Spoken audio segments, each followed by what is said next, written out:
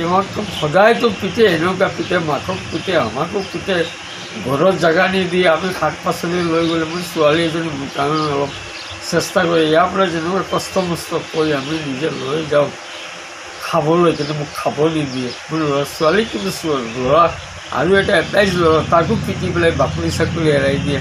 মোকো কালি পিটি পেলাই মোৰ ভৰিখনৰ অৱস্থাটো, আৰু তামোল লয়, লাঠি লয়, দা লয় কাটিবলৈ, চালাটো ইয়াত নাহিবি, এনেকুৱা হাৰ হ'ল, কামাই নাই, একো নাই, মদ খায়, ক'ত টকা পায় সি,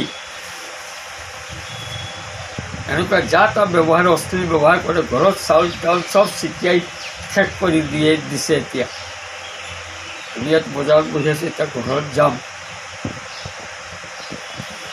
এতিয়া দয়ালি মহোদয়ে যদি কিবা ব্যৱস্থা থাকে প্ৰশাসনৰ ওচৰত গৈছিলোঁ কেছ দিবলৈ, কৈছে নাই আপুনি হেৰি নবহে, আপোনাৰ মিছেছক লৈ আহক।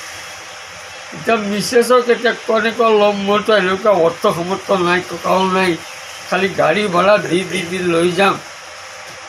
ৰঞ্জিত দেৱনাথে ক'লে নাই এইটোতো নহ'ব, এইটো আপোনাৰ মিছেছ লৈ আহক, আপোনাৰ এণ্টি নভয়, কালি তেনেকুৱা কৰিব, আপুনি যদি মিছা কথা কয়। এতিয়া কি ক'ম এতিয়া।